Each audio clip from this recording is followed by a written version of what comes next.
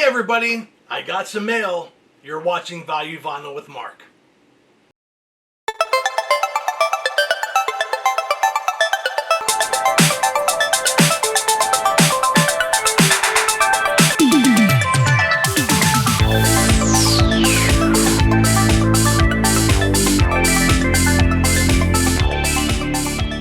That's right, gonna do a quick video, literally 5 records. So this might be my shortest video to date, but wanted to share with you some records I picked up, 3 online through eBay, and then 2 that were free, and a little bit of a story too. So hope you enjoy. We're gonna start off with an eBay auction I won, 1986's Aretha Franklin's Aretha. Side 1 on this album is one of the best side ones of any album in the 80s. Has lots of hits. I think the entire side A of this album was a top 100 hit for Aretha Franklin. Starting with Jimmy Lee, I Knew You Were Waiting for Me, which was the duet with George Michael. Do You Still Remember? And Jumpin' Jack Flash, of course, a cover of the Rolling Stones. What's also great about this, not only does it still have the shrink wrap around it, but the actual cover itself was the last work that Andy Warhol did before his passing that year. So Aretha Franklin, Aretha. This was an eBay auction that I won. It was $5 plus shipping, so it came in a little over $10 with tax and shipping. But I'm going to cover it under 10 because it was a $5 record. But Aretha Franklin, 1986.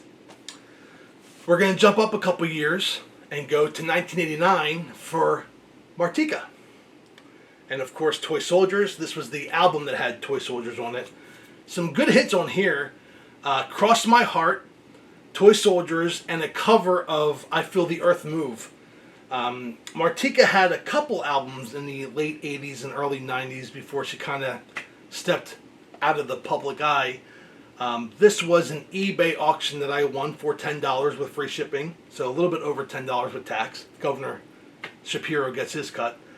But Martika, and it's a fun album. I mean, this is some good stuff from the 80s. I don't know if I would call it pop, but maybe it's pop.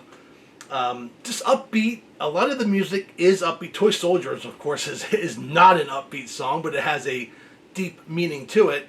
But Martika is a pretty upbeat, poppy sound. And this is the album of hers that I think is the best. And we're going to end the eBay purchases with a $2 win. I love it when you get a good auction and you get a $2 record. Come on, that's amazing. Even with the $4.50 shipping that I was charged, it still came well under the $10. And that was Eddie Money, Can't Hold Back. Eddie Money, of course, a superstar. We lost him a few years ago, but really made a name for himself in the late 70s and early 80s. But this album really solidified him. It had 3 top 40 hits, 2 of which were in the top 20, and 1 was number 1 with Take Me Home Tonight, the first song on the album. My favorite song on the album is I Wanna Go Back, which was a cover from a song from the 60s that I didn't know until actually doing a little research on the album itself. And Endless Nights is another song that made it to the top 40 here in the Billboards in the United States. But this is probably the album that really kind of put Eddie Money on the map. He had some hits with his records prior. I think his first album came out in 77 or 78. And he had some good songs. He was really obviously making a name for himself. But this album really solidified it. This is probably his best work. And he would go on to have some more hits in 89 and I think as recently as 93. Before he passed away, he actually did a concert in Bensalem at Parks Casino. And just a great performer and a great showman. And that's going to wrap it up for the 3 that I purchased. I'm going to share with you also 2 that I got for free. And a little bit of story behind it. You know, I'm doing all this record thing for the nostalgia purposes, for a collection, for a hobby.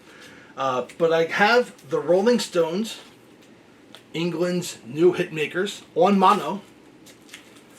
And the Rolling Stones 12 by 5, also on mono. And these were free because they're my dad's. So these albums came out in the early to mid 60s. My dad was born in 1951. So I went to my parents' house and helped to clear out some stuff from the basement, and I picked these records out, and I was like, hey, do you want? No, you have them. My dad knew that I was getting into records, but has the original inserts. I can't say that they were always taken care of, but the records play flawlessly.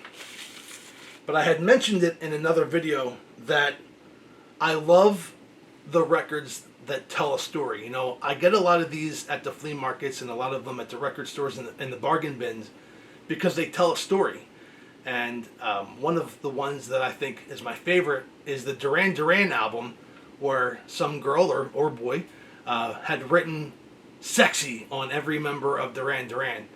And a lot of people write their names on the album covers or what have you. But obviously what's cool about it is that my dad wrote Lindsay on the record. So, pretty cool. I'm going to keep that, hold on to it. And he did that with the other one as well. But just a little something, that I wanted to share with you guys. Kind of the reason why I got into the records was to, the nostalgia of it, the smell of the old musty records, and then the crackling and the popping of an occasional, well, too much crackling and popping isn't good, but that occasional cracking and popping of the vinyl records, and reading the lyric sheets if they come with one while you listen to the songs and read what the artist was trying to portray and the message they were trying to tell their audience. Just a lot of cool stuff, and of course the fact that my dad owned it is pretty cool. So little story to end today's quick video of Value Vinyl with Mark, and I'm going to put that on when I can. Thanks again for tuning, and let's go to our dear friend Michael Conrad with some words of advice. That's it, let's roll. Hey, let's be careful out there. That's right, let's be careful out there. Thank you everyone for watching, and I'll see you again next time. Goodbye everybody.